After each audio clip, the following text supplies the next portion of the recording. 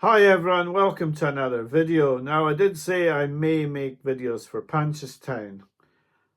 I found it difficult at Aintree to get the time to make the videos, but also to put the form study in that I wanted to put in. And I'm finding that conflict again for Punchestown. But something's arisen today and it's made me want to make the video because I fancy a horse on Wednesday in a 6:35 at Punchestown, Mozzy's sister.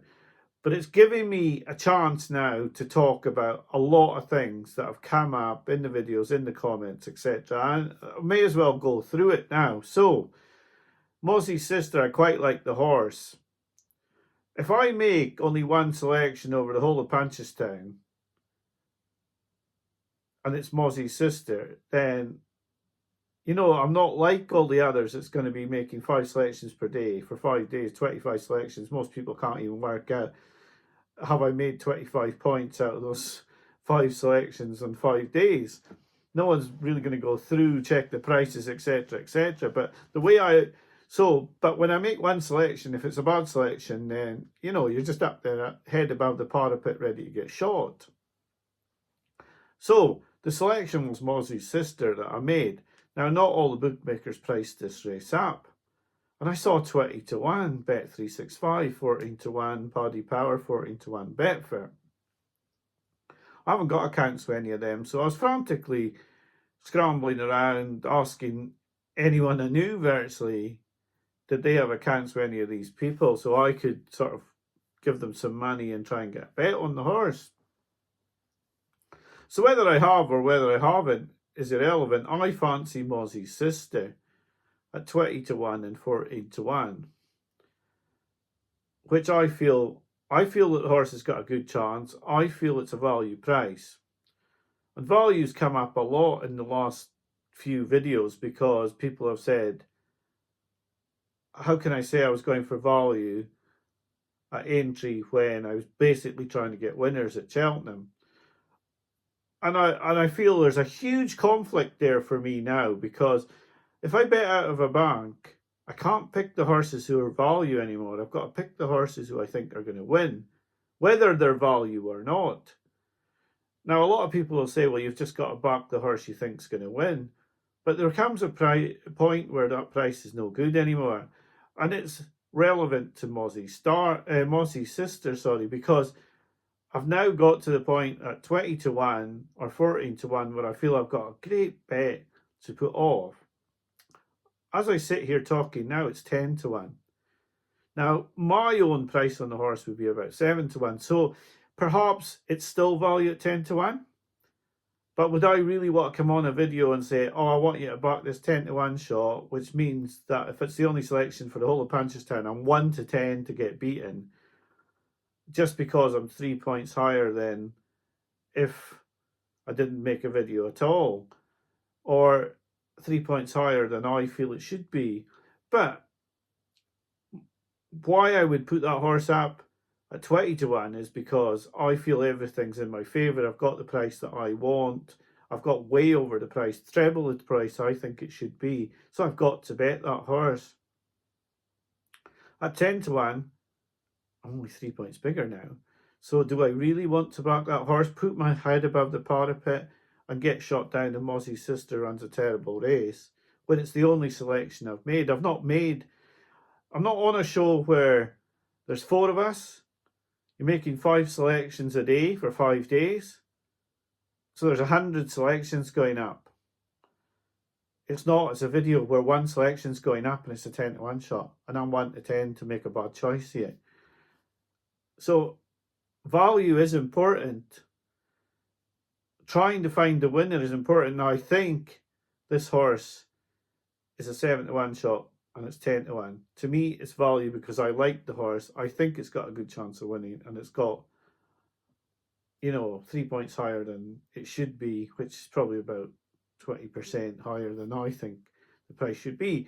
So the conflict is there for me, but it brings into perspective everything about the Cheltenham videos and the Aintree videos.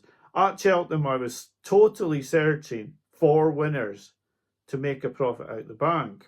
At Aintree, because I changed strategy and tried to find value picks and they didn't win, I took a bit of stick because I wasn't prepared to back the horses like John Bon at the price he was, because I felt the price was too short.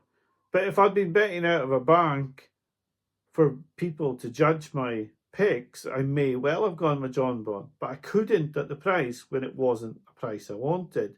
I hope people understand what I'm trying to get at here. I'm sure the people who really know their betting will know what I'm getting at here. And I know that I don't want subscribers like the person who said that, like, you know, I'd had so many losers, because unless I actually say I've backed the horse, then to me it's just a fancy until I've parted with hard cash. Now, I have backed Mozzy's sister, and I do think I got a value price. But as the price comes in, the value is going, and there becomes a point where you would not want to back that horse. Now, I thought it should be 7-1, so if they priced the horse at 5-1, I wouldn't want to back that horse now. But if I was betting out of a bank for Cheltenham and I really thought that horse was going to win, I've got a choice of either backing it or looking for another winner that I think is a good price. And there is the conflict. That's the conflict I have, and it's going to be a conflict that's going to get me sort of wondering about the videos in the end, I think, because the videos are becoming saturated. And like I've said, if you have 4 guys on a video making 5 selections a day for 5 days, you're going to have 100 selections there. Now, nobody is going to go through those 100 selections and say, oh, if I'd backed those 100 selections with 1 point, I'd only got 65 points back. But one of those guys might have picked a lot of winners, and others may have picked 25 losers. So it's, you know, you increase your odds by the more selections you make, the more you increase your odds of finding winners and people thinking the videos are very good. I have a select amount of people who watch this, and I think there is a great amount of them who understand exactly what I'm getting at here. And I don't want the ones who don't understand betting, really, because they are the ones who will slate me for not wanting to back a 6-4 shot because it's not a good enough price. The problem with the Cheltenham videos is because I started betting out of a bank, it's become like a noose around my neck now, because everyone wants to know what I'm betting out the bank, which means I have to look for winners. I don't get the chance to look for value, because if I'm betting out the £400 and everyone's looking to see if I've made a profit or not, I've got to go with the one I think's going to win. So I might think the 6-4 shot's going to win, and I might see a horse that's 20-1 who should be 6s.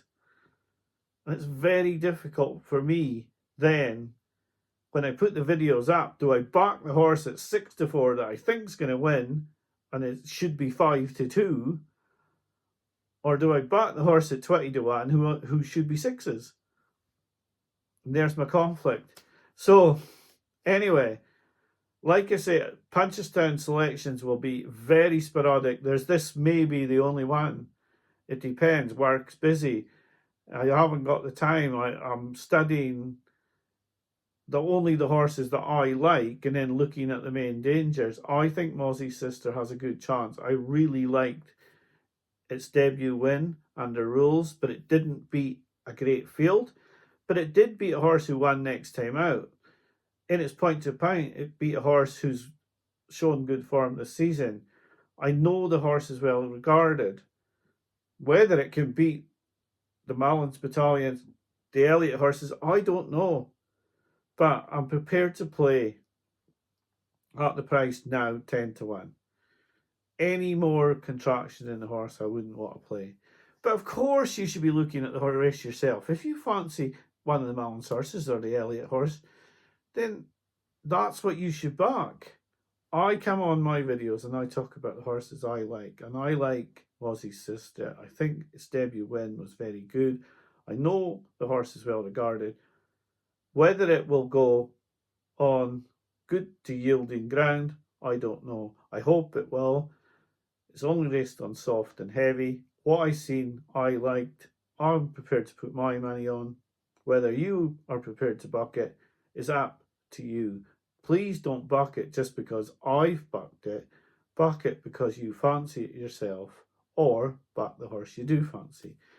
Anyway, that's a very long-winded way of saying I think Mossy's sister's value on Wednesday. Don't really fancy much on Tuesday, or don't see horses that I think are worth a bet at the prices they are. Good luck at Punchestown. I hope I'll have at least another selection for Punchestown over the week, but I don't know. Maybe I won't get time to look at it enough. Thanks for watching over the season. I will do some sort of video to end the season. I hope you understand why I've made this video, and if you want to slate me if Mozzy's sisters beat, feel free in the comments. Hopefully it'll run a good race, and hopefully it'll come in a little bit further in price. Thanks for watching. Have a great Punchestown. Bye for now.